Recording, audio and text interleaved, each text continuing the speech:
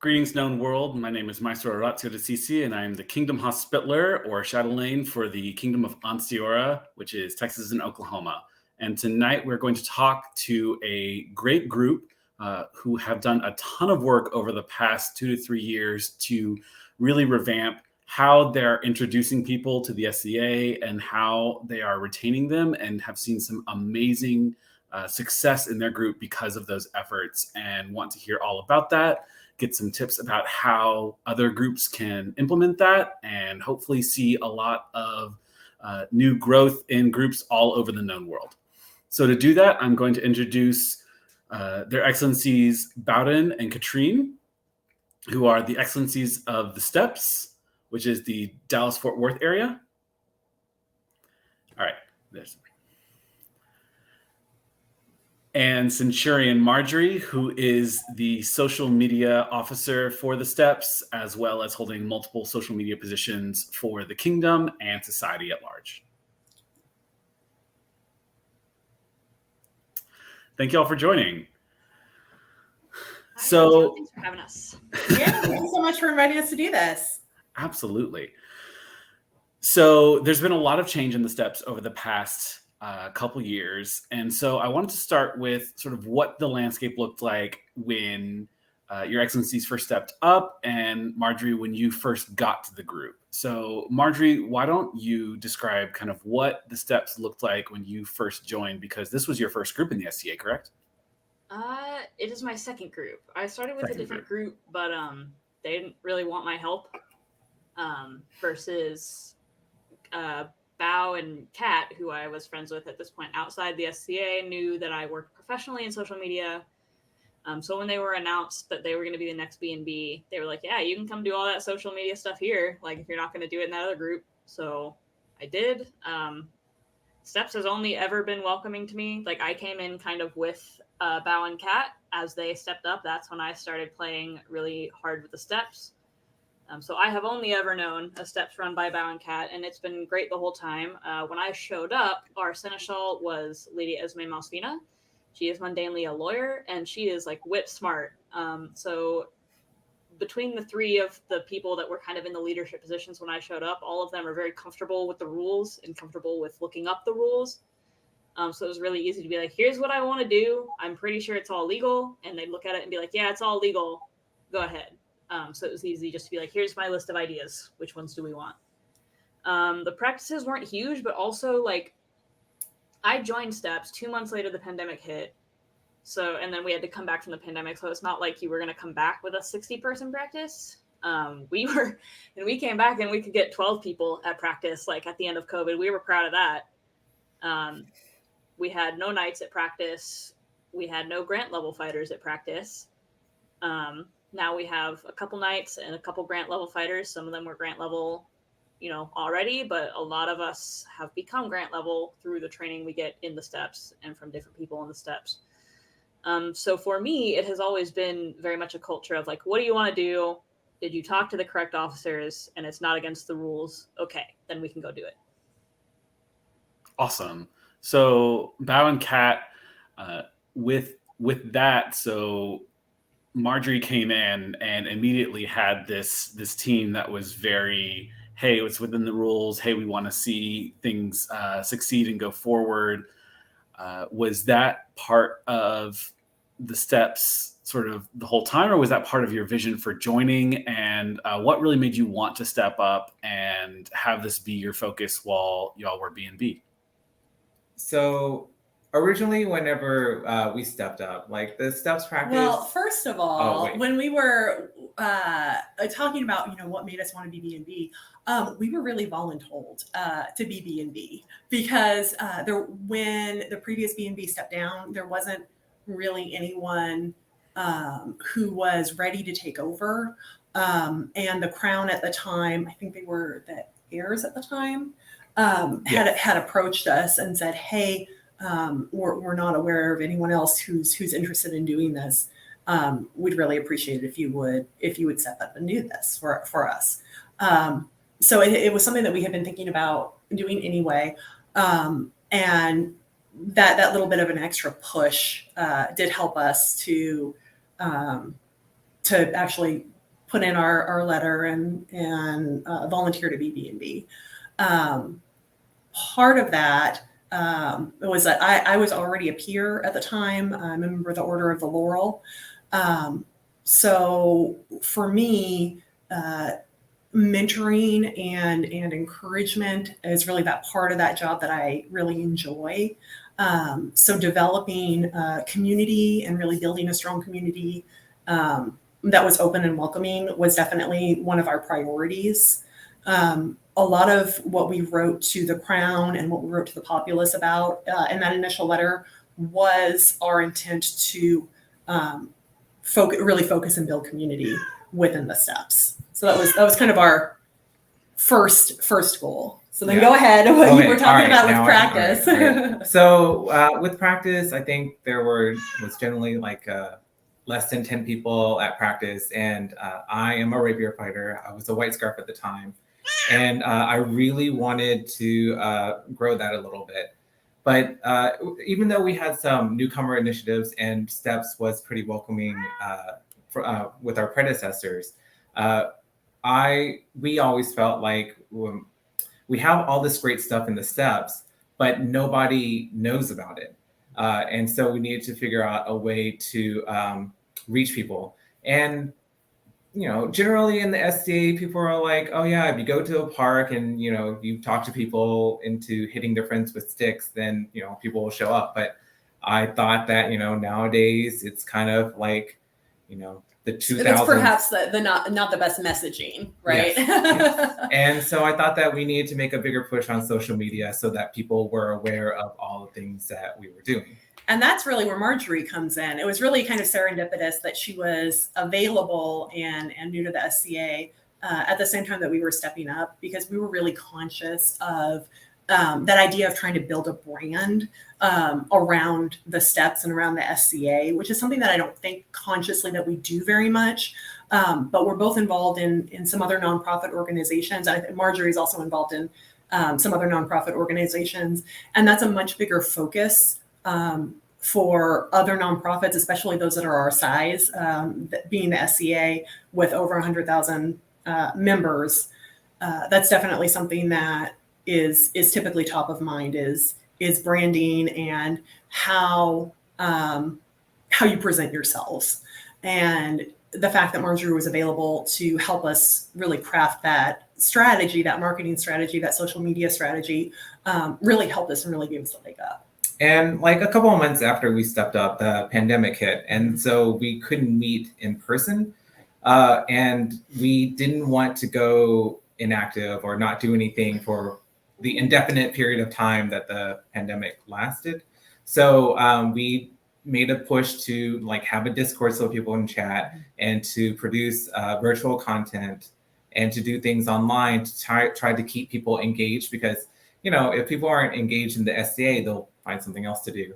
Right. So we wanted to make sure that we provided activity throughout the pandemic. Yeah, we're really conscious that we're competing for people's time, and the things that we're competing against aren't other LARPs, they're not other historical societies for the most part, because while we do get some crossover membership from that, we're mainly competing with things like other anime conventions. We're competing with with D&D, and we're competing with comic books and all the other generic nerdy interests that people could be spending their time and effort on. So I love what y'all were saying about kind of just needing to be able to get the message out about all the cool things that were available, and needing to make it accessible and available as sort of the first goal. So then the pandemic hits. Can y'all talk a little bit more about what making that community in a virtual environment looked like, and where y'all had both successes and maybe things that you had to overcome? Sure. So this is something I really want Marjorie to talk about, because she was at the forefront of crafting our social media strategy, because that's something that she actually does for her job. So I think that the smartest thing that we did is lean on someone who had that professional experience, regardless of the fact that she had only just started in the SCA a few months prior. And she really took the lead on crafting that, not only social media strategy for us, but later on moving that to the SCA at large. Is this where I tag in? Yes. Looks like it. So I was still semi-new. I was under a year in the SCA. The pandemic hit at like the 1 year mark of my SCA tenure. My first event was Gulf Wars 2019. Everything shut down like the day that I was supposed to leave for Gulf 2020. So literally exactly 1 year. So by the time Gulf Wars 2020 rolled around, or what would have been Gulf Wars 2020, Bao and Kat had been in office for about 2 months. They were put in January. So that kind of started. They just made the intro with Esme. They were like, she does this professionally. Esme was like, neat. Sounds like she knows the rules then. So the first thing was like, when I joined the SCA, if I had not known people who were in the SCA and were like, yes, this is real, based on their website and their social, I would have thought it was a defunct organization. Like, all of it was just so bad. It looked like it was built like at the turn of the 80s, 90s, and then like had never been touched again. So luckily when I came to Steps, we had Hikon, who is a web designer. Like, that's what he went to school for, I'm pretty sure. So he had updated the Steps website at the very least. So I identified places in there that I was like, we should put more info about these things. Like, this is what I didn't know when I joined. And then also, like, for social media, the point is to let people know that you're active in your meeting. Like, if it reaches new eyes and all that, that's good. But like, we're not fundraising or anything to the point where someone's going to like see a Facebook fundraiser and click on it. Like, the point of our social media is to let people know, one, that we are real and kind of get an idea of what we do. And like, yes, we are still active. Maybe not meeting because it's the pandemic, but we are active. So then the Discord kind of filled in a lot of the space. And that was something I made in conjunction with Bao, is his idea. And then I kind of just made it happen. We picked up a few moderators on the way. Now it's kind of the main chat room, like where a lot of things get planned. And instead of being like, oh, we have to copy this from Facebook to Discord, it's like, oh, we have to copy this from Discord to Facebook. So the Discord gave us a lot of space to just still sit and talk as if like we were in our lawn chairs at a practice, because we lost the ability to do that when we couldn't meet. Then we had the virtual events, and like, I guess I knew Zoom better than most people, I guess, at this point. Which I don't know why, because it's not like I used it for work yet, but I guess just like being around those enough. I was like, yes, we can do this in Zoom. Here's what we can do. So we had a few simple things. Bao had some good ideas for 12th night on like, we're going to do this murder mystery, and Zoom allows breakout rooms. So that's how we're going to make that work. And I would make like different stuff for people to be able to have on their computers and participate in the things that we're doing. And then one of the groups up north had done these event boxes. So for our Wool Lord event, Wool Lord was kind of, we didn't know whether we were going to get over the curve in time to have Warlord. So while we were kind of planning it in person, I was also part of like having something else in the background ready to go just in case. So Edith was actually the autocrat on that. I was just Edith's support. But just, knowing how to do things, knowing, that Facebook's algorithm is going to bury stuff and you have to repost it so that people will see it. And then once we got back to in-person activities, kind of bringing the two back together, the like former where like everything happens in person, happens sitting in the lawn chair at practice, versus the COVID where everything happens online, kind of bringing them, because we started hearing a lot of like, oh, I would have volunteered, but I didn't know you needed volunteers. So finding a way to make sure people are seeing those things online. And like a lot of what I did was just using Canva, which is a free software. I pay for the pro version because I think it's worth it, and I use it for my actual work as well outside of this. But just graphics that like when you're scrolling will make people stop and look at them, because a lot of the SCA stuff's pretty outdated. So just kind of updating things, making them look more modern, making them say to people like, yep, we're here, we're still kicking around, come do stuff. So most of the pandemic was about like, just don't lose the people who are kind of interested. We didn't necessarily focus on like, we have to find all these people because we're like, nothing to invite them to. But just keeping our people who are interested, like through the not being able to meet, so that when we got back to the being able to meet, they'd be there. And then once we got to the being able to meet, it was very on and off. relationship with the COVID numbers. So like having a way to have good communication, making sure our website was up to date every single week based on whether we could meet or not with COVID numbers. So just a lot of like really leaning into, we need to communicate, we need to over communicate, we need to make everything really, really easy to find. So I picked up a Twitter deputy, that was Lady Tally, and just posting as much as we could, like, yes, practice is on, or like, this is going to be updated on this day, like stuff like that. Just trying to really, so that we didn't mess anybody up showing up thinking we were going to be somewhere and we weren't there.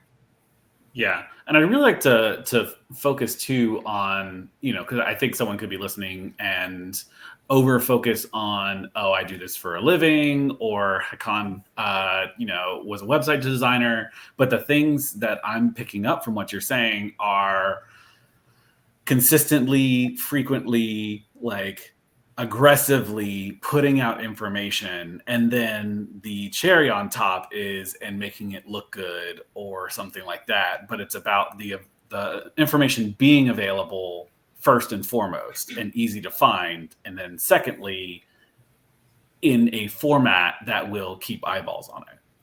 Yes, my big pick with the society website especially was like, you had to click like on 10 different things to get places. Like 3 clicks. I want everyone to get all of our critical information in 3 clicks or less. And we also wanted to diversify our social media.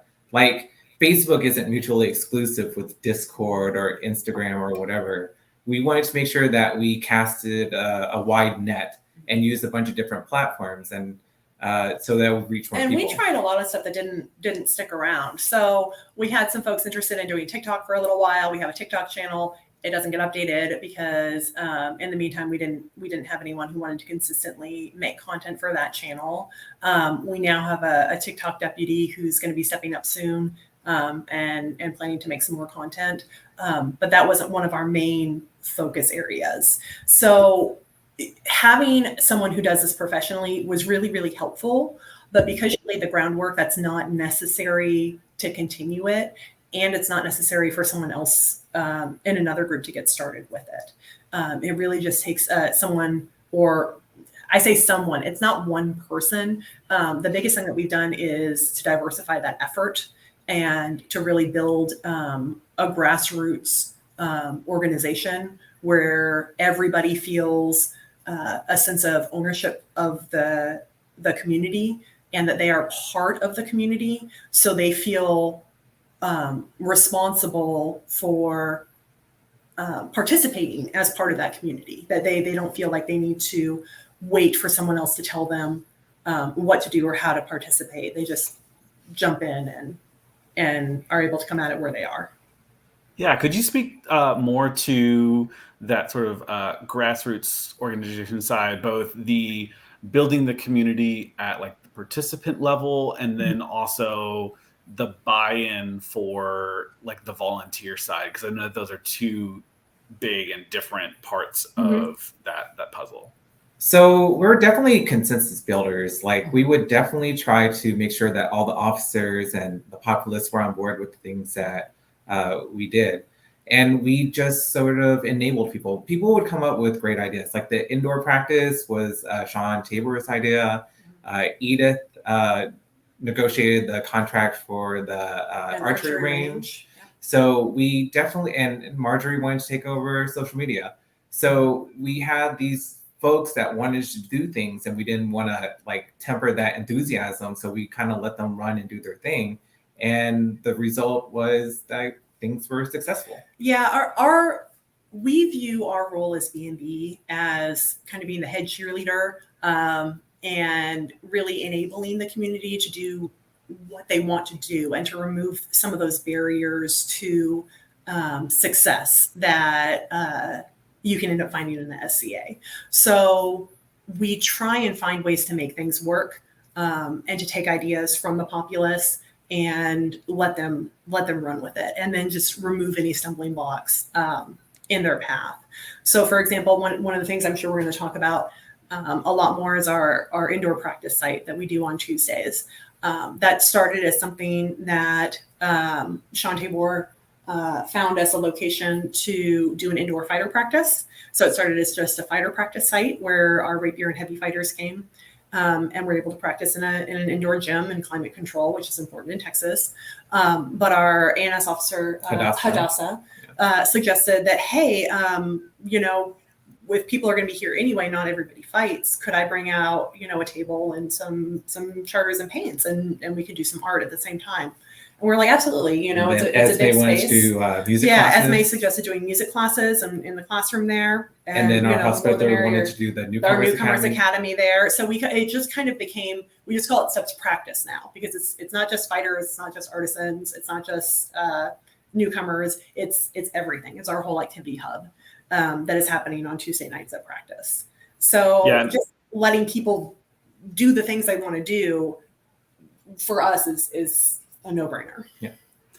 Yeah, and I think a big part of that, as someone who's had the pleasure of watching the social media posts about that practice, which have been consistent throughout the time at that indoor site, seeing it go from a group of 15 people every once in a while to regularly 50 plus, really shows that just the ability of, and there's a improv principle, being yes and instead of no but.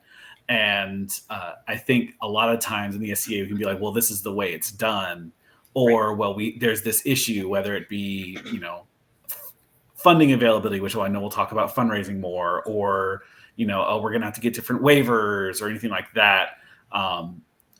And instead going, okay, well, here's what the potential roadblock would be. How do we get over it immediately, instead of it being like, well, there's a roadblock, which I think a lot of times, I think all of us have seen where somebody has a really fun idea and they're really excited about it, and instead it just gets stopped at like, well, we can't do that.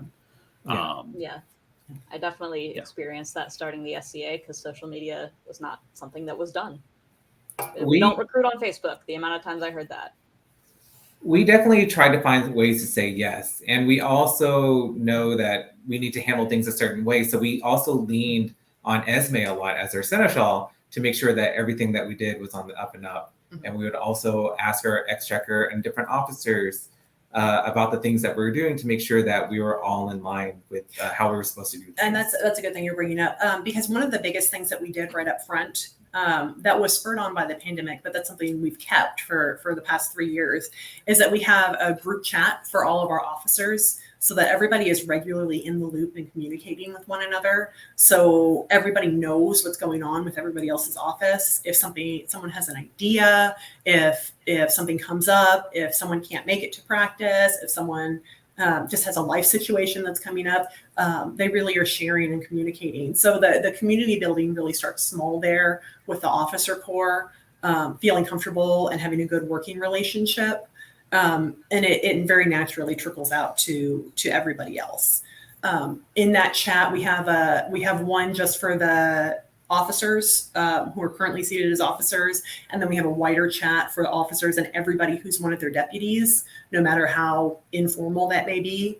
And that one, we're a lot more free with the discussion topics and such that can happen there. So people just get to know each other as people, and not. It's less of a barrier to someone new wanting to take an office or to be a deputy, mm-hmm. to be able to kind of do that shadowing and see what's going on, so that they can start participating right away, and just to get to know the rest of the officers and have that good relationship. Almost nothing that we do is done by a single officer, even if it's within their purview. We're all working together cross-functionally to make sure that the entire barony has success.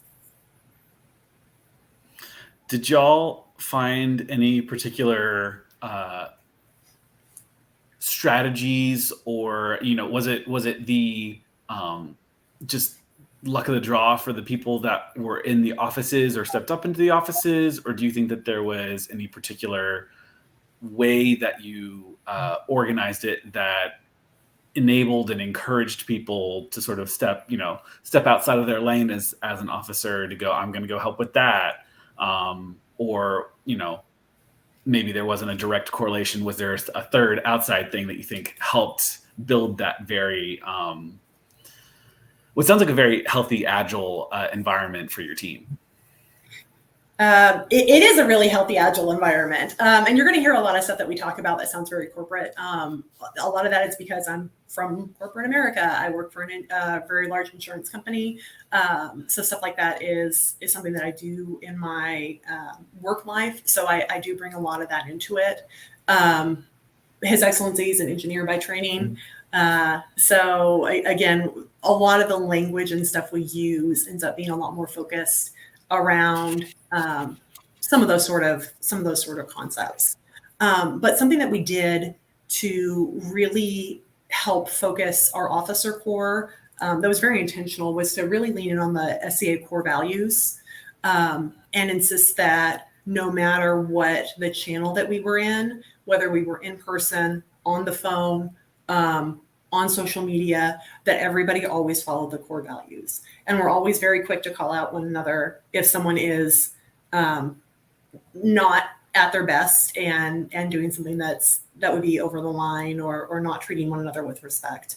And everybody also has been very open to correction, including ourselves. You know, we're human, so we're not always our best selves.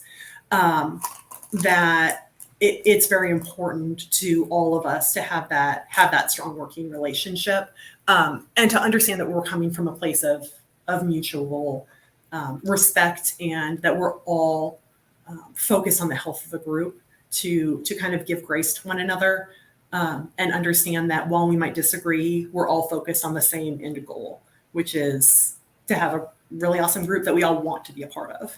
So we really try to make things more accessible. Like taking an office shouldn't be this massive endeavor. And we try to help people along the way. So we have a lot of officers that are, under 2 years in the SCA that just want to help.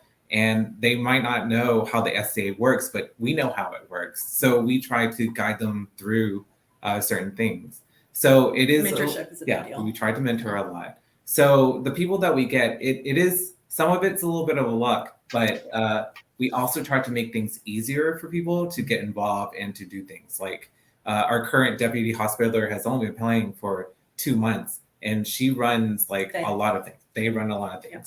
So we just, they came in, they didn't know as much about the SCA as we do, obviously, but we helped them along, and now they are, doing great.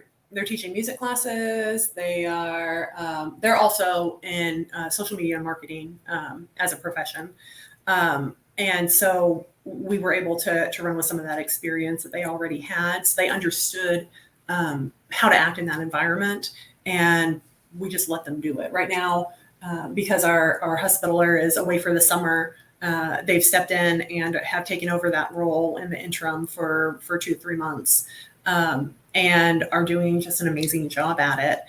It's very, I realize we haven't said their name yet, and we should definitely give them a shout out just because of the awesome job that they're doing. But they are, again, in that officer chat. They were in that informal chat, and now they're in the closer officer chat because they're actually in that role for a few months. And we're able to really integrate and do really well in that role after such a short time. Awesome. Thank you. And Marjorie, can you kind of expand a little bit more on sort of that idea that, whether it was just right people, right time for the steps, or if there was kind of a process to building that team?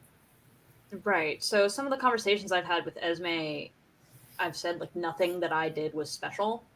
It's special in that it's never been done before, but it's not special in that I'm the only person who knows how to do it. So a lot of it, Esme would tell people, oh, you can have a virtual event too. And they'd be like, well, we don't have Marjorie. But the thing is, lots of groups had access to me. I lived in Glasgow when I started and played with Elfsea. And, groups have these people. All you have to do is say yes to them. The SCA gets into this trap where we think, well, if you don't have a grant, you clearly don't know how the SCA runs. You're not ready to lead people, which is untrue. People come in, especially adults, with, whole experiences of life. You don't have to be a Pelican to know how Excel works. I am a society officer. I, for a while, was the only major warranted one that was not a peer. I am still one of the only ones that is not a peer. I got my grant while I was a society officer. Like, I really had no title, no nothing when I stepped into that role. And that was something I was sought out for. Like, someone took a chance to be like, look, we don't need this position to be held by a peer. We need it to be held by someone who's got new ideas and the energy to do them. So just let, some of it is right people, right time. Yes, Esme is an excellent lawyer, but there are lots of excellent seneschals who have the ability to put a social media deputy in and help them flourish. Like, sure, my content creation, I've done it professionally, but like I said, Canva is a free software. You don't have to be me. You don't have to be someone, with literally a degree in advertising. You don't have to be very to do these things. You just have to have somebody willing to tell you, like, yep, go try it, get back to us, we'll see if it works. Which is what has been great about working with Bao and Kat, is like, they're super willing to let you fail. They're super willing to let you succeed.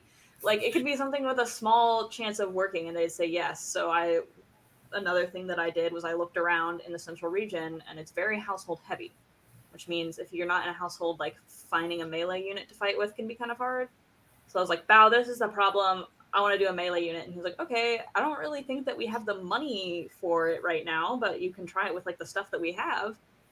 I was like, okay, well, will you give me your blessing to run then a fundraiser in the name of the steps and, like, get all the stuff that I need for this? So he and our exchequer put their heads together. I worked with the Kingdom exchequer and found a way to fundraise and, like, get the stuff. But most people would be like, we don't have the money for that, so no. But I was like, well, we don't have the funds, but if you can figure it out, then by all means, go figure it out. And we figured it out, and it's been, like, this big thing. People can come in right away. We have all the loaner gear they need, whether they want to do one-on-one, whether they want to do, battles. And then our rapier side now has looked at that, and they're like, well, we should form a rapier unit too.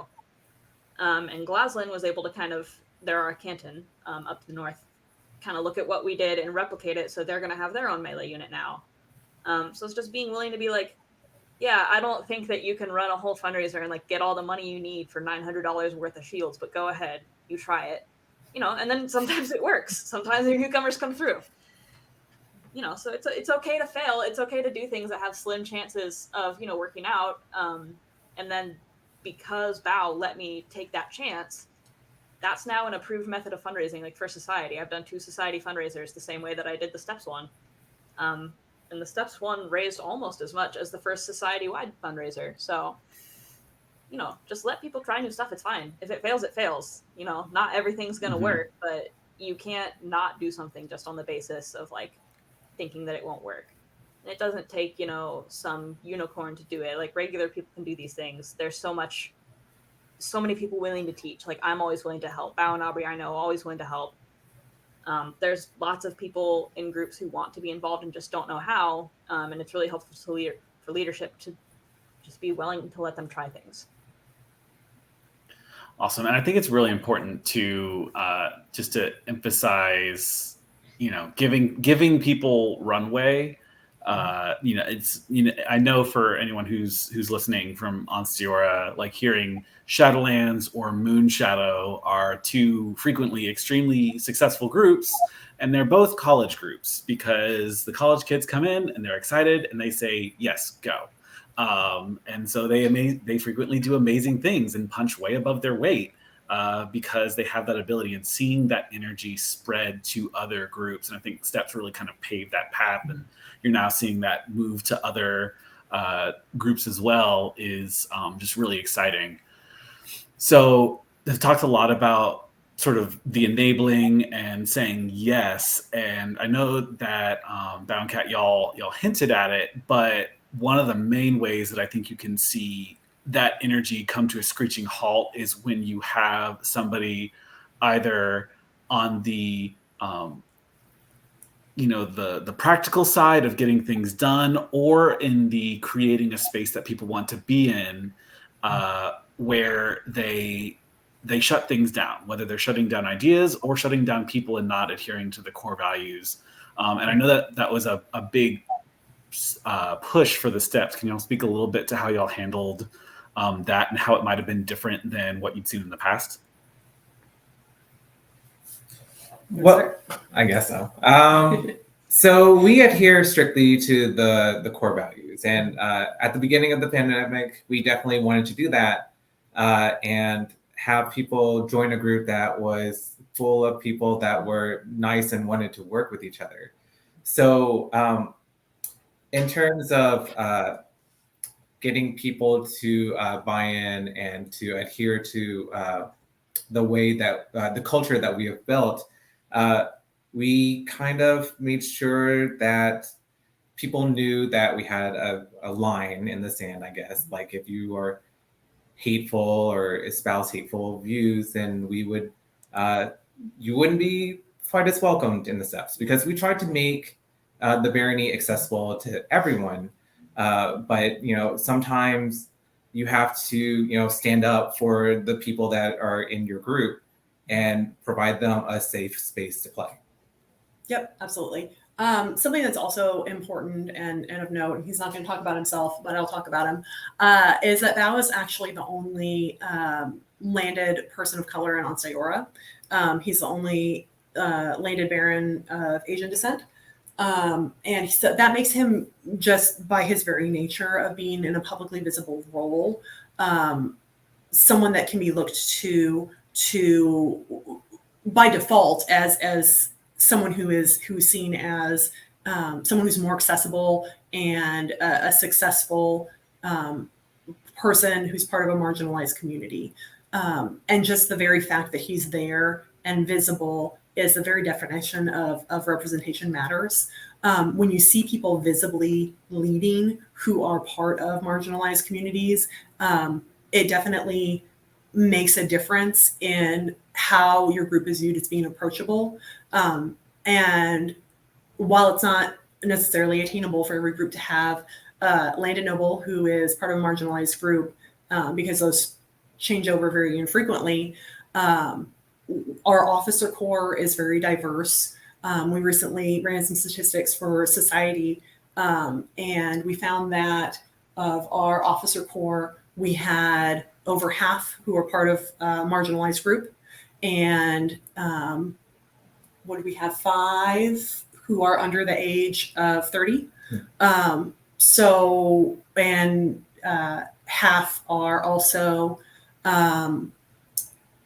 had less than 2 years in the SCA when they stepped up as officers. So we're really trying to build a diverse core of leaders who then are the folks those first contacts that people see coming into the SCA. Really trying to model what we want to see and the sort of community that we want to build. And the diversity really helps because, not only being a POC, but Marjorie is significantly younger than us, and she has different ideas on what to do. And she's come up with a lot of ideas to recruit younger folks. And I think younger folks want to hang out with other young folks. They don't want to hang out with, I guess, their dad. So you try to make a sure. lot of us, we view not... dad as or Bao as our dad. Yeah, okay. perennial mom and dad. Yeah. Our steps parents. Our steps parents. Also, I was kind of like the token young person that was visible, right, when I joined Steps, and now we have people who are significantly younger than me, and they'll say things, and I'm like, is this what it sounds like for Bao when I talk?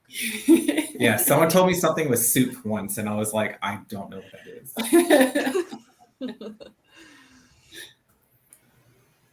So it's been really great hearing all about the way that y'all have been able to encourage people and get people involved. Has there been any particular way that y'all have approached sort of spotlighting the successes of people, or how you focus on various members of the group that has really enabled that grassroots support? Sure. So I can take this one if you guys want. So I have been to kind of all the practices from the on again, off again COVID up through, just now. And when we started, we really had no experience. When we started back out of COVID, we had no experienced heavy fighters. It was Magnus and I and a couple other people, our night marshal at the time, depending on who showed up. And then Rapier had at least, I say at least as if these people are not mountains of pillars of Ansteorra. They had Master Robin and Duke Mahdi on the rapier side.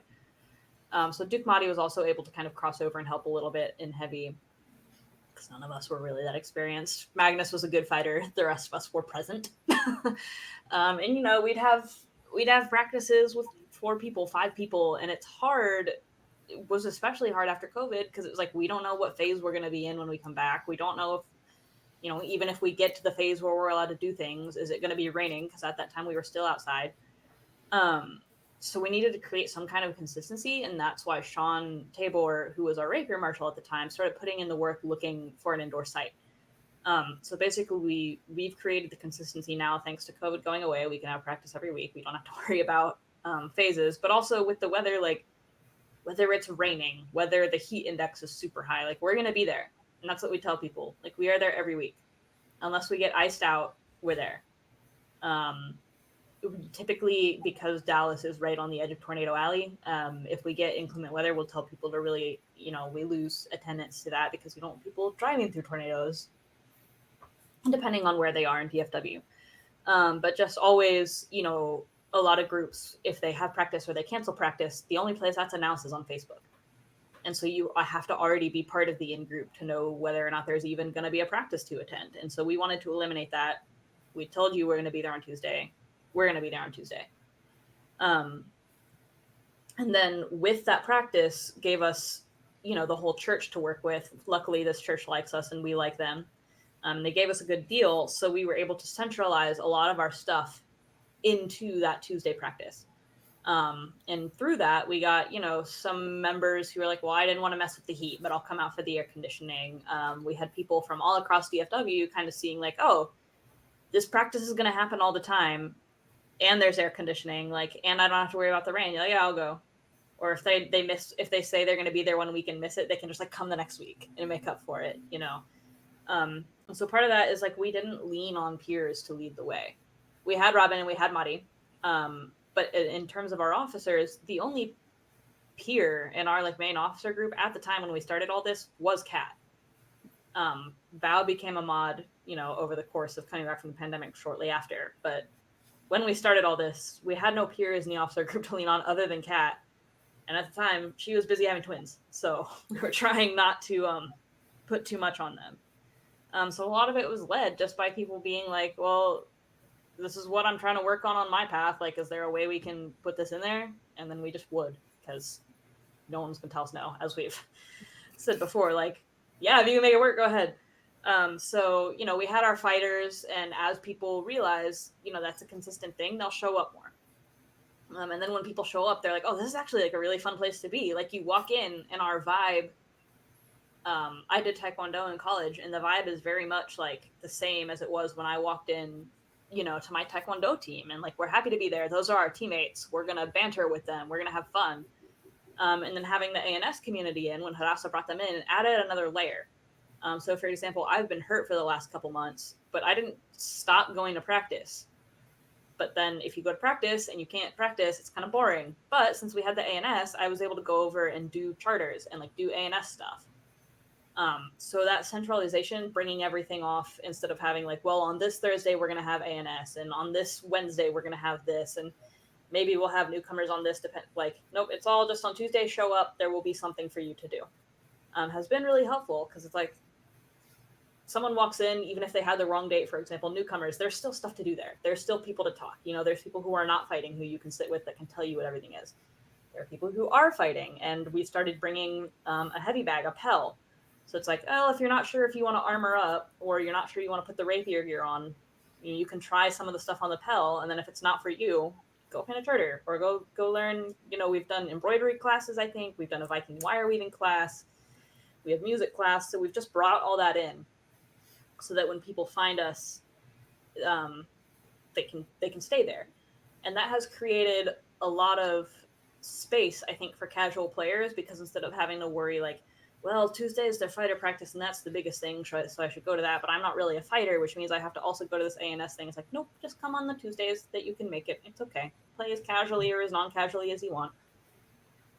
So that's been really helpful for people. And it's funny, actually, since the growth is when I've started reaching out to peers who I know and being hey, you want to come meet all of our newcomers?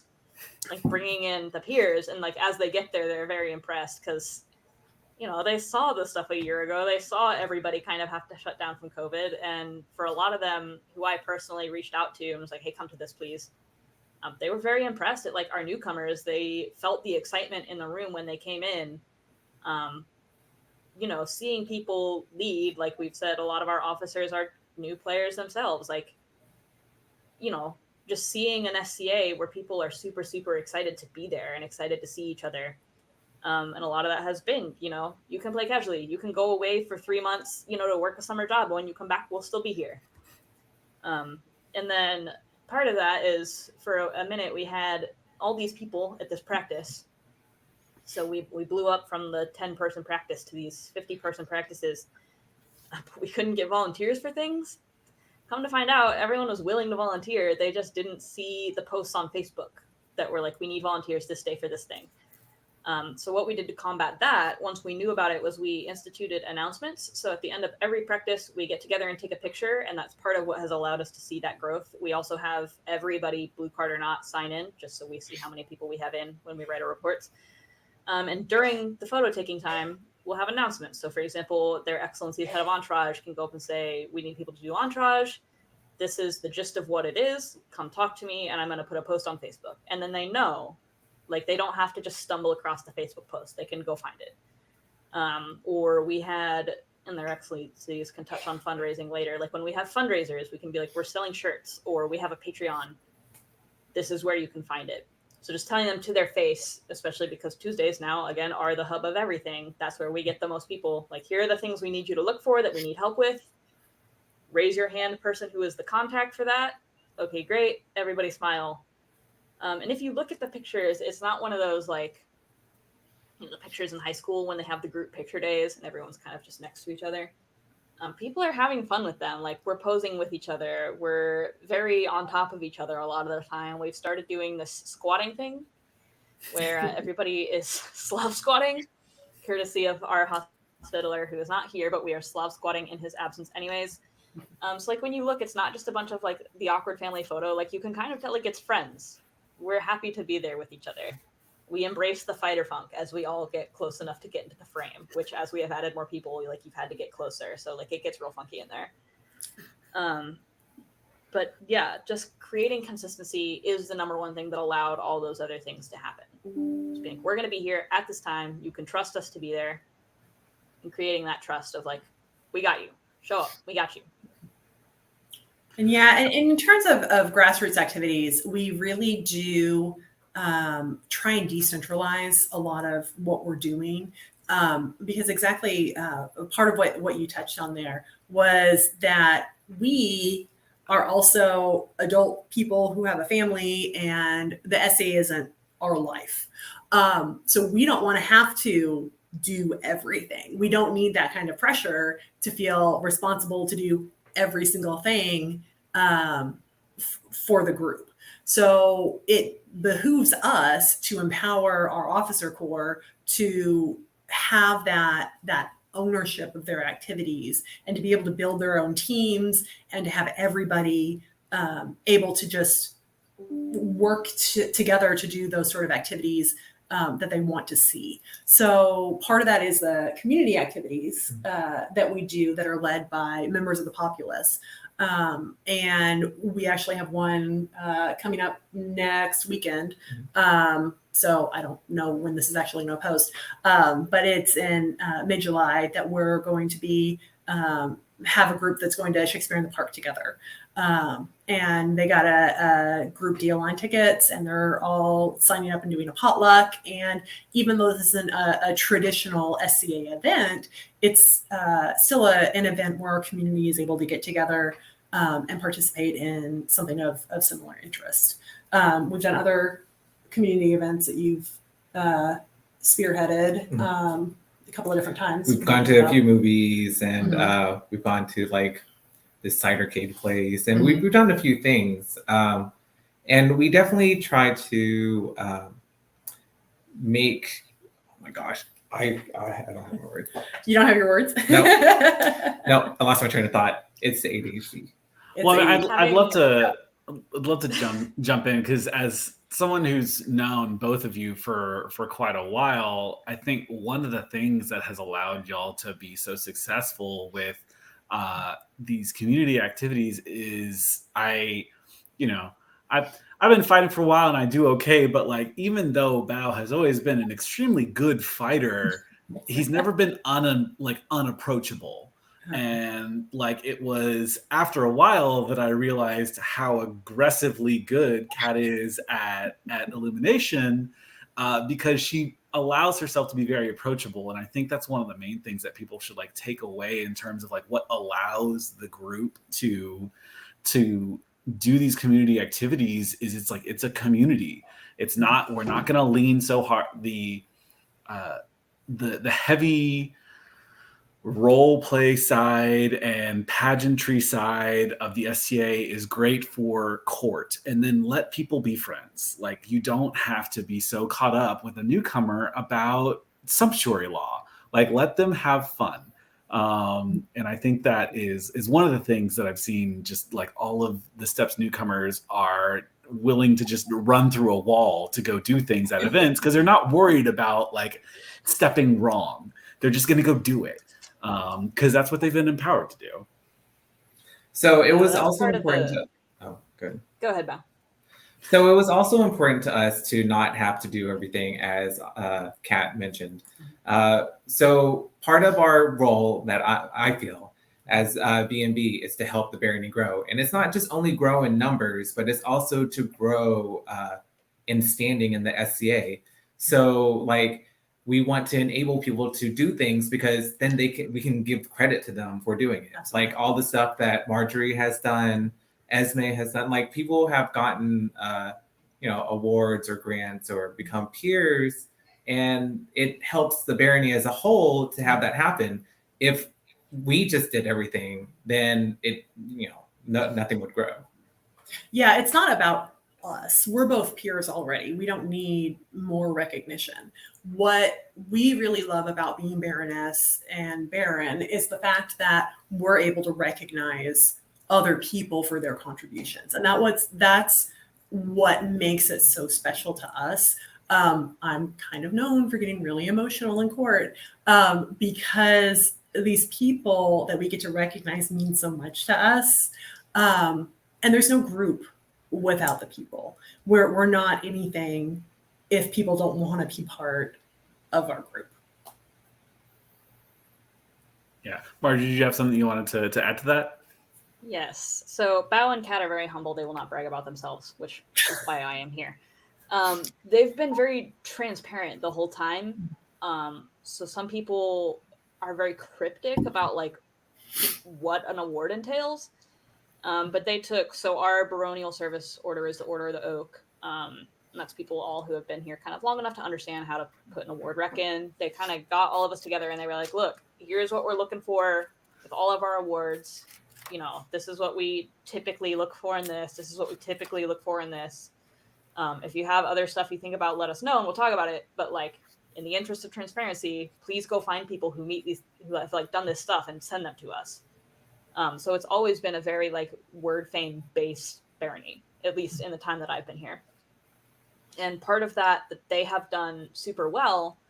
I have seen other landed nobility just in the SCA in general kind of use being landed nobles as a stepping stone for themselves to get themselves recognized. And that has never been what it's been about for Bao and Kat. It has always been about how can we make sure our group has the most fun?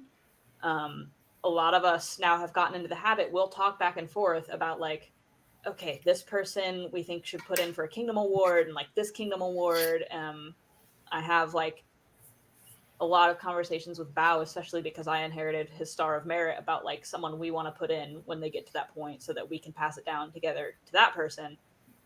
So we've always had a culture of like thanking people. I know Antigone, who is our seneschal now, is very big on that one, like letting them know, because awards are awards. It's up to the crown whether you get it or not. But you can thank people whenever you want. Like, you don't have to call somebody up in court to thank them. And in the SCA, a lot of people will get burnt out because they're like, I've done all this stuff and like I can't get this award. Like, does anybody even see what I'm doing?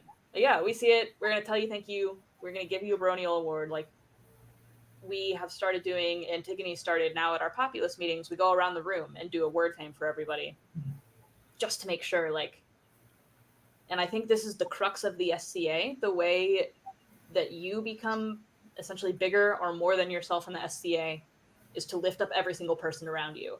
And that's kind of how I know that Cat and Bao are true peers, is because, like, every single person around them is successful, and that's a testament to their leadership and that they have led and been peers in the way that allows everyone around them to act like peers as well.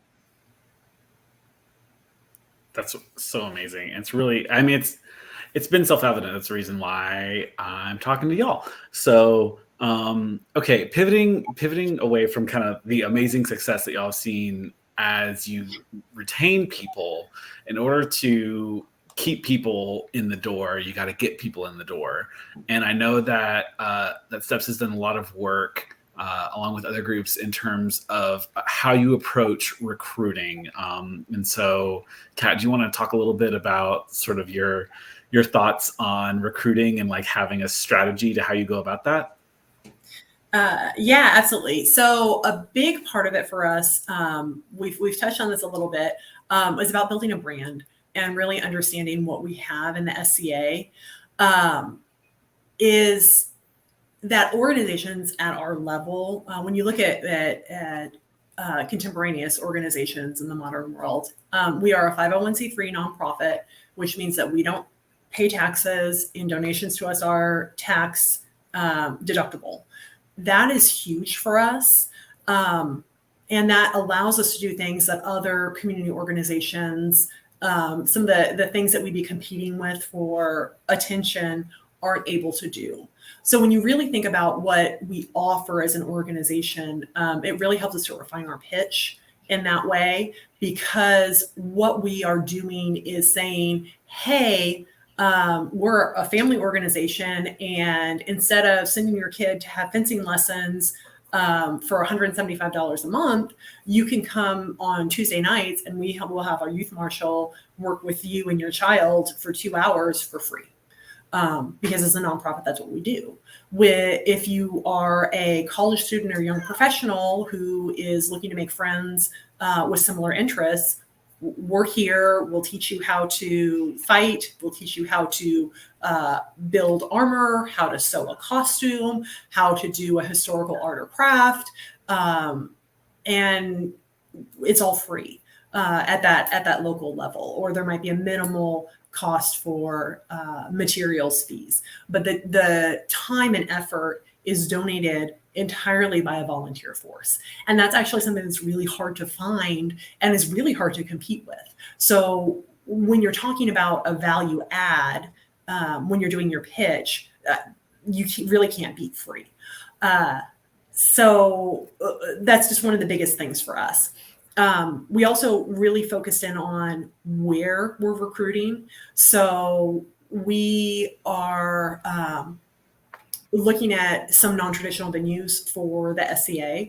And Marjorie actually had some connections with a couple of conventions, anime conventions, sci-fi conventions in DFW that she was able to tap into to help us have some really successful demos and to break into a demographic that we don't normally see in the SCA. So I'll let her talk a little bit about that. Sure. So I used to work with the convention Wizard World. And then before I was in the SCA, I was a cosplayer. And when you think about it, like, hey, dress in funny clothes over here, and then come dress in funny clothes over here, like, it's not a big jump. So because I was a cosplayer, like, a lot of my nerdy friends post-college were cosplayers. Granted, I was found like really close to graduating college. I joked that I was literally adopted off the side of the road. That's a story for another day. But young adults, especially coming out of COVID, where we all had to like sit in our houses and not talk to anyone. It's like, what do you mean you have to go make friends? So our Fan Expo demo right now is our biggest one. That con sees over 60,000 people. probably was closer to 100,000 this year because they had some really big Star Wars names, but just dozens of thousands of people. And that's kind of where the basket we've put our eggs in right now in terms of like having a very concentrated demo presence. And I have social anxiety, so I was like, I don't want to contact this Comic-Con, but I know it would be a good thing for us. So I got our hospitaller at the time, who was Stefania Payne, and I got Bao and Kat in a chat, and I was like, I think we should do this. Please don't make me call them, but I'll help run it like on the SCA side. So like the way that I run Fan Expo is always on the internal communication side. And then we've had somebody be the external communication side. So like they communicate with Fan Expo, and then I have communicated with the Skadians. And then we meet in the middle so that it's like a nice hourglass shape. So basically, Stefania asked for and got the world from Fan Expo, like free booth. You know, we had a free room. They were doing a Lord of the Rings thing, and they were like, you guys do what medieval stuff? All right, you want to come do a bunch of medieval stuff at this Lord of the Rings themed, you know, Dallas Fan Expo? And we were like, yes, we do. How much medieval stuff would you like? And we had, you know, Orazio, you came, you and your roommate came up. We had people from all over. And we meet people from all over. Like we met people from Oklahoma City. We met people and they were like, oh, you probably don't have a group where we were. And they were in Corpus. And I was like, my friend is from the group in Corpus. I love them. So, you know, just being enthusiastic, meeting people about where they are. My line, I described the SCA as if LARP and reenactment had a baby, because we're not reenacting like Agincourt. You can dress as somebody from Agincourt if you want, but like we're not reenacting that battle. But we're also not, no shade on Amtgard. I love Amtgard. We've got a lot of crossovers from Amtgard, but we're not Amtgard where you can like cast spells and things. We're here, where we're like, you don't have to be perfect. We're not going to replicate anything in particular, but we're not high fantasy. And people have been okay with that because then I lead it up with like, we still play with swords. We still shoot crossbows. We still have taverns and bards and funny clothes. And then lead into the like, this is free. We will do this for free. Come on Tuesday. It is free. We will loan you the gear for free. And something that we are starting to get going in the steps again is armoring days. Again, show up. We'll give you your armor for free. Just come put the effort in. And that has really resonated. We've got a new guy who basically told me, like, because you are providing all this for free, I am going to volunteer time to make sure it's still available to me and to everybody else. And again, that expectation of like, just show up and do what you want. Show up and check it out. And if you don't like it, leave halfway through. Like, we don't just come, hang out. We'll go get Brahms after. Has really allowed us to recruit more broadly, because cosplayers are already spending a lot of money. So like it is a short jump from cosplay to dressing up in the SCA, but we don't want them to think that they have to dump like $1,000 into the SCA right away. So like start as casually or as deep as you want and let your participation fluctuate, you know, as works for you. And we never, you know, we'll miss you when you're not there, but we're never going to harp on anyone about not coming. Yeah, one thing that so like you mentioned, I participated in Fan Expo. I like to do demos a lot, and so I've also gone down to Bjornsburg, San Japan, do Sherwood, and what's been really interesting to me is being part of this general idea that I think that Steps has helped to spearhead, and I share that like you can kind of be as involved as you want. You don't have to be perfect right when you show up. It honestly is a little jarring sometimes when people who maybe are doing an uninformed Google search and find old SCA stuff come in and being like, what if my stuff's not perfect? I was like, who told you it needs to be perfect? Like, we don't care. Come have fun. It's a very different vibe, and it's amazing to see people light up and like the fear drain from their face as they're like, oh, I can just like try it. Okay, cool. Yeah. That sounds great. Like, so I think a lot of plastic armor to our demos to be like, look, this is plastic. This is not metal. I didn't build it at a forge, and I still wear this 4 years in. Just to really be like, look, you can do this as slowly as you want. We will help you. Oh, so I think a lot of people that have been playing in the SCA for a long time kind of forget how it was whenever they first joined the SCA, and that's a lot of what I model or I try to model in the steps. Like whenever I first got into the SCA, it was kind of hard to make friends or get to know people. And so I really wanted the steps to be a place where you can join and you get to know people right away, and people are welcoming and stuff for you. And we also want people to have fun. A lot of times, whenever someone new comes and joins in, people are like, oh, what path are you going to be in? And they push this, I don't know, some kind of agenda, I guess. And they push people towards doing stuff or volunteering or doing extra work. But we kind of feel like, you should come and have fun and get invested in the local group or the SCA before you commit to doing anything. And we try to let people have a good time first before we try to shove a lot of responsibility at them. And people, sometimes they show up every once in a while, and we make room for them. We welcome everyone that comes in. It doesn't matter to us if they are on a path to a peerage or not, or if they show up like once every 6 months. We have space for them. Yeah, and as people join and naturally feel a part of that community, that volunteerism comes naturally as a part of that. Once they feel invested in ownership of a group, then they are more willing to put forth their own time and effort into making that a place that they want to be and the place that they want to see succeed. So that just kind of follows naturally from the environment that you're building. We're also talking about with the conventions and the recruitments. One of the things we did that makes things really accessible is to include QR codes that we post very visibly that are links to our Facebook and Discord. And then not only to our own local group, but to the broader kingdom and then to the SCA. When we were working with Fan Expo this past month, we were there for 3 days.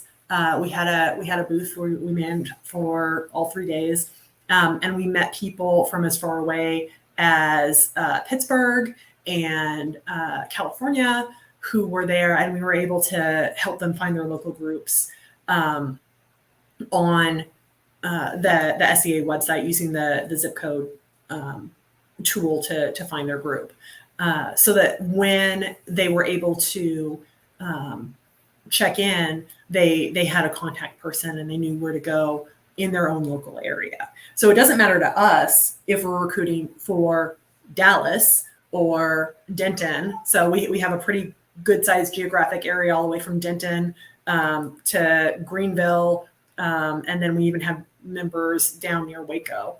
So it's a pretty good chunk of Central Texas there that our active membership is in.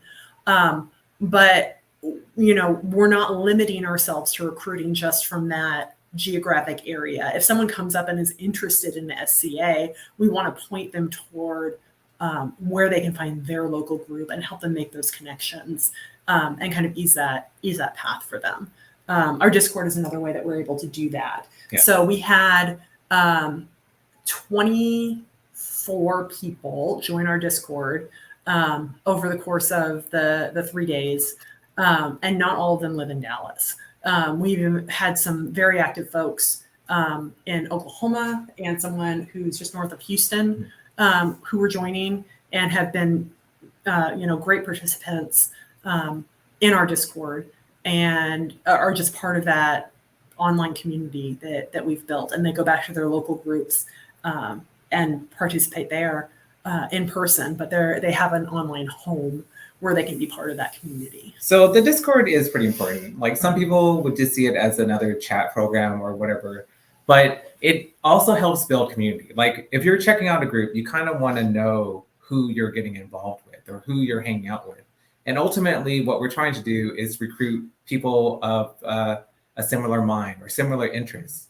We want to recruit friends. So we're not exactly just recruiting numbers. We are recruiting people that we want to hang out with, or to fight with, or do things with. And I think that's where a lot of the non-event activities comes from, because we all have a similar interests. So if people want to go catch a Shakespearean play or go see some art show movie, or see a D&D movie, then people are prone to do that because, we're kind of building up friends in the community, not just recruiting for numbers.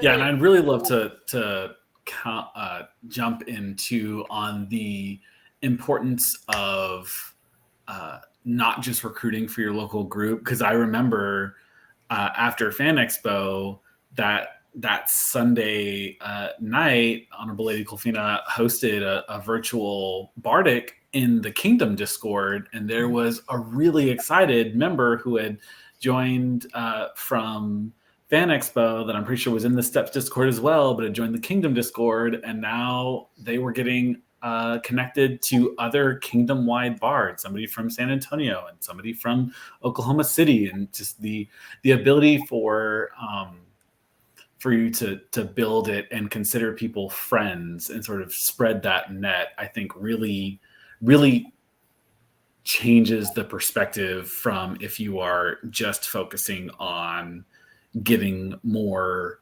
bodies with blue cards. Mm-hmm. Yeah, and the bodies too much on the blue cards.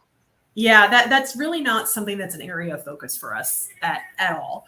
And the reason for that is, I hate to say this, but the membership at a local level doesn't help us more than maintaining our minimum that we need to for our status. There are a lot of other things that we feel like, especially for our members who are college kids or young professionals or lower income, to be able to use that money on, to be able to participate at the local level and make that accessible to them.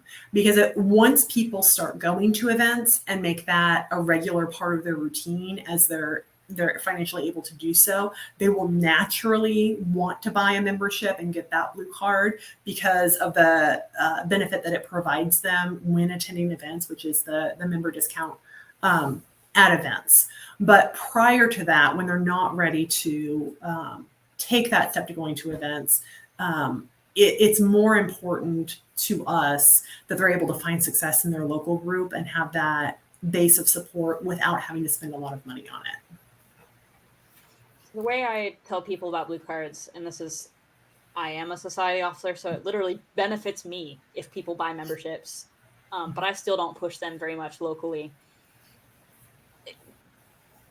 Also, the things I say here don't necessarily represent the opinions of society. I probably should say that at the beginning. Like, I'll admit, and it's a project I'm working on with society, is like we need to make memberships more worth it for people. But also, when people have been playing a while and they ask, like, so what is this membership thing? I tell them, like, look, I'm going to be honest, for you individually, unless you go to 9 events, there's not a ton of benefit for you. But if you think that you've gotten benefit out of this group, out of the steps, a lot of the way that they look at the health of our group is by our membership numbers. So if you buy a membership, yes, you get the discount and like whatever else, but it lets somebody know that someone played with us and liked us and thought it was worth staying with us and buying a membership to support us. Not necessarily to support us financially, but to say, like, I'm a paying member of this group. This group has treated me so well that I want my tally mark in their box. Yep. And then the other thing that it allows them to do is to hold an officer position. We've had several of our new members go ahead and buy that SEM membership just so that they could be an officer or a deputy. Even when they didn't necessarily have to be a deputy, they wanted to show that visible support for the group by actually buying the membership. So like I said, once they feel appropriately invested in the group, that's naturally going to come. So we don't feel like we have to put as much of a focus on that. The way I phrase it when explaining, how much we should expect newcomers to give to the Barony is they have to receive before they can give back. And the thing that has been successful for us has been really expecting nothing of them, just throwing ourselves into helping people, saying, look, we're going to get you taken care of for free. And if you like it, you like it. And if you don't, it didn't put you out any money, aside from like the gas money to get to Tuesday practice. And that has resonated with a lot of people that they want to join. And the first thing we tell them is don't spend any money. Like it really shows them like, hey, we're looking out for you. We're going to try and make this work for you. And then, a couple months later, when it circles back around, they hear about the memberships again. They're like, yeah, these people were really nice to me. I want to support them. Yeah. Speaking of sort of that, memberships being a way that they can show their support to society and be like, hey, this group has given me a lot of value. We've talked about a lot of different initiatives. We've hinted a couple different times about ways that you can raise money. And I know that the Steps has taken a couple different approaches to how can we, bankroll all the cool things that we want to do when we're taking this yes and attitude. So talk to me a little bit about how y'all have approached fundraising for the group and what that's enabled y'all to do. Sure, I'll talk, or they can. Or we can go. That's fine. So there are a few things that we've done that we're actually really excited about. One of the things was that during COVID, we were getting no income from events, obviously, because we weren't able to host events.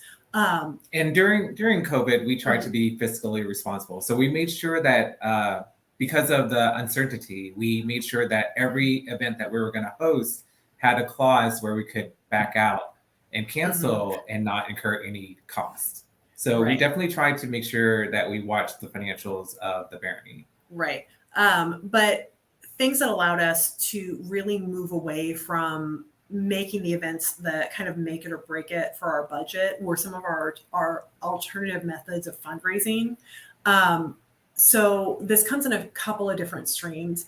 One is the fact that as a 501c3 nonprofit, we do make sure that we lean into that and let people know, hey, it's likely that your company probably has some sort of matching donations for nonprofits. So if that's something that you want to do, that you can donate money to whatever your particular favorite activity is for the Barony.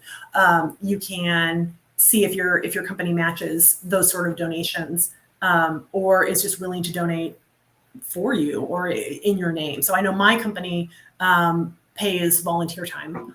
So if I log my volunteer hours with the SCA, they will pay a certain dollar amount per hour that's logged, and that's something that goes right back into the group. But then in other ways that we've been really successful are things like we mentioned the CustomInk fundraisers to sell t-shirts, which is great and is an approved fundraising mechanism by society now. And it's something that we did first through Marjorie. And then we also had gotten to talking because we do have that indoor practice site that's really great, but it's not free. So even though we pay a reduced rate to get that site, it's $30 per week, which isn't nothing. And that can be a significant lift on smaller groups in particular, even to have to pay that much per week. What we do is we actually have a booster club. We had gotten together and we're talking about ways that we can do this. And one of the things that we just kind of came up with was, why don't we have something like a Patreon model? Why don't we make it easier for folks to donate to us directly? And what if we did something like Patreon where you could be a subscribing member of the steps? And while our current rules from society don't allow us to link our own bank account to a Patreon, we did find that we were able to do, with Marjorie's help, who was the society officer at the time in charge of social media, which the Patreon fell under. We got approval to do a booster club, basically, where we were able to have a private individual who set up a Patreon. They recommend a $5 a month donation that they then donate directly to the Barony. And the reward that the patrons get is just our curated fighting videos. So they get kind of a stream of fighter practice, and they get videos and analysis from some of our folks who volunteer to help do that. So for their $5 a month fee, they're able to have that access. And what it really does is allow us to pay for that indoor site.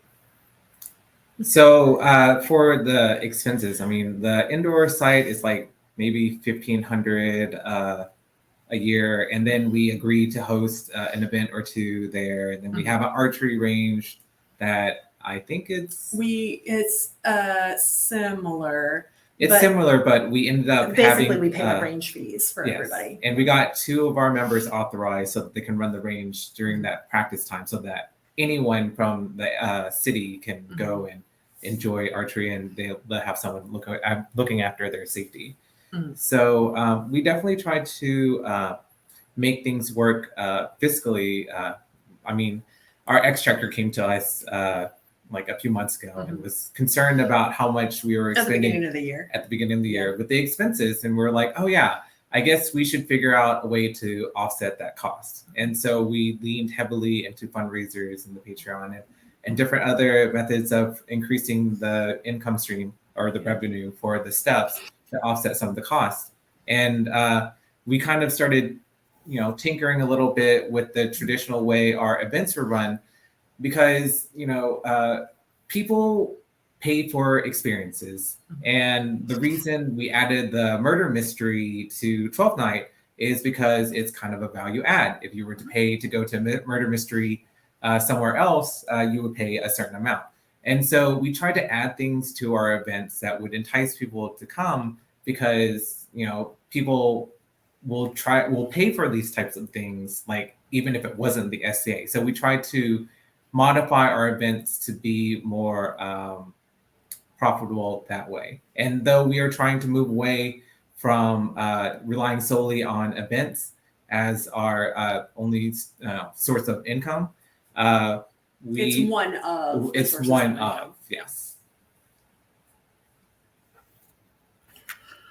Awesome. So, kind of how would y'all approach, trying to pass on some of the experiences and the lessons that the steps has learned? Obviously making a video is a great way to be able to provide that to people, but where would y'all recommend people look if they are trying to get their group to emulate some of the success that y'all have had? So Antigone is actually working on something, our Seneschal. She is creating a document, a roadmap of what we've done. And people can follow it and see what works for them in that. It's pretty intensive document, and she's going to be releasing it to the different groups pretty shortly here.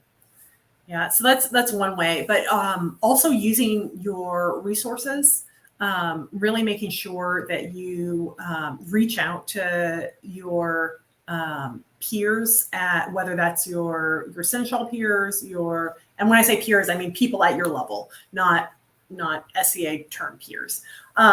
So whether it's your fellow Seneschals in other groups, your fellow Landed Nobles, your Kingdom officers, whoever that might be for you, that you can reach out to, because keep in mind that we do have this big division between the theatrical side of the SCA and then the administrative side of the SCA. And on the administrative side of the SCA, we are all just people, and we're all just people trying to make this stuff run and to do our best. So it is totally cool to reach out to these other people who also want to see the SCA grow and flourish, and ask them for help, and ask them, what works for them, what the things are in their area that they need help with, or things that worked well, just kind of the tips and tricks that they might have.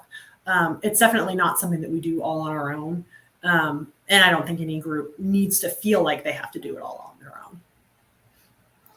And then in terms of resources, I know our Kingdom website has a lot of, our Kingdom web minister, for example, has created a demo landing page example that is available to anyone. So for example, if you did a Comic-Con in your area and you wanted a landing page that here's, all the helpful links, she can provide you with that. So a lot of officers have made things that they're like, please use these. So if you're like, oh, I think it'd be cool to have this kind of brochure, reaching out to your web minister or your social media officer at any level. And then a lot of people are very scared to approach the society officers. And I can say that most of us, nobody's becoming a society officer because we love telling people no. A lot of us who took these positions did it because we wanted to help bring new things in. Now society moves at a pace that is the pace that it moves at. But what we can do is tell you, if you do this, I won't shut it down. So when Bao and Kat mentioned, Marjorie played a big part in the Patreon, the part that I played in that was saying, I'm not going to tell you no. And then they did all of the rest of the work in terms of talking to Society Exchequer and stuff like that. So if what you're worried about is getting told no, definitely shoot those society officers an email. Mine is marketing@sca.org. I'm happy to help with anything I can. I know our communications officer is great. We've got a new DEI officer, and he is, thrilled to be taking on new projects. So, don't be scared of your society officers. Most of us, we get the bad job of doing some bad things, but we are not bad things, but like dealing with bad people who want to ruin the game. But we didn't become officers to do that. We became officers to be enablers in the way that, our landed nobility here is. So definitely feel free to reach out to your officers at every level. The chance is that they took that officer position because they wanted to help people like you and help your group. Yeah, absolutely. And to jump off of that, if you're watching this and you're in Ansteorra and you have a demo that you want to try or want help with any sort of recruiting or retention stuff, please reach out to kingdom@hospitler.ansteorra.org. Whether I'm still in that position or it is a wonderful successor who's taken that over, we are there to help you. Your regionals are there to help you.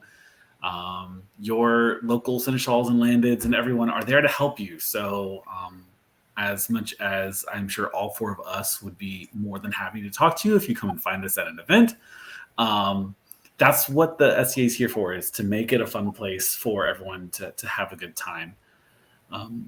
So do y'all have any final closing thoughts or things that you'd like to share about sort of your experiences in helping to take this next step? Because I know it's a constant process for growing a group and keeping it healthy, but just has been a great period of growth and expansion for the steps. Yeah, I would say take it step by step. So this is not something that happened for us overnight. It's something that has been a 3-year process.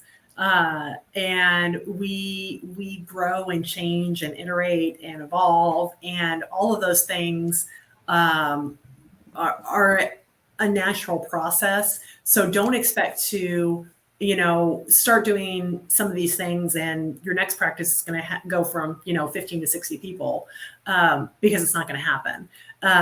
So just, make sure you're tempering your expectations as far as the timeline on this, because this is something that's been 3 years in progress for us. But it's definitely something that's attainable, and it's just that sustained and constant effort that you put into it that just reaps huge rewards. Keep an open mind, try new stuff. Mm-hmm. Those are the main things that, everything else that we did stemmed from that. I think it's important to be flexible in what you do, because what works for the steps won't work for everyone else, and you'll have to modify whatever we say to suit whatever is happening in your local group. But the important thing is that you keep trying and you try to make positive changes. And I would throw in celebrate every success and celebrate every member.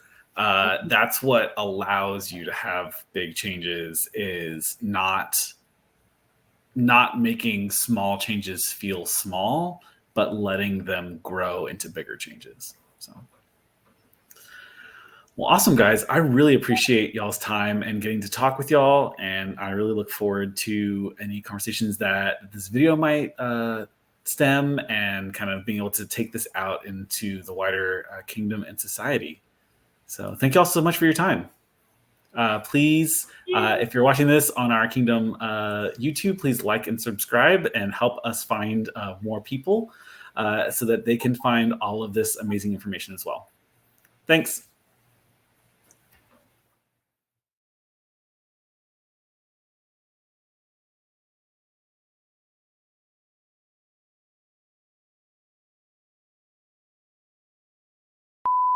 All right, 1 second, because I had a Did we break you? a joke in my head, and I had to get it out, or else I was going to be stuck there forever. Okay. I like that he thinks we can actually hear everything that he's saying. When you look at like tasting notes on like Untapped or whatever, it'll be like, oh, this IPA tastes like horse blanket, 1 star. And the next comment is, tastes like horse blanket, 5 stars. I don't answer to you. Woof. I think the centralization so that you're creating room, create FOMO. The consistency and centralization of practice actually does more to make space for casual players, because we're going to be there whether you're able to be there every week or once a month, once a quarter, a couple times a year, whatever your personal availability is, we're going to be there. Okay. I have all my notes. Yay, notes. Build it real quick. Yeah, it is. Like, So, I mean, we could talk about it. We but- will. All right. Sure. All right. All right. Oh my God. This is what happens. This is what happens. This is why we need 2 hours to record 20 minutes. Let me focus you. Maybe. How do I focus? There we go. There it is. What are you doing, stepdad? What's the first thing on your list, Ricky? Making Marjorie laugh, and sort of how that might diverge from what we usually see with the SEA. if Bao and Kat want to take this one. Totally just told you to take this one, Marjorie. No, grassroots is you guys. Centralization. Okay, and all right, reform all right. after. Okay, all right. We're gonna take it from the top. The guy. The oak girls. You know, where a wasp really did some damage. From you, yeah. I immediately was like, "What have I Orazio done? started What it. have I done? What have I done?" Go team. We did it.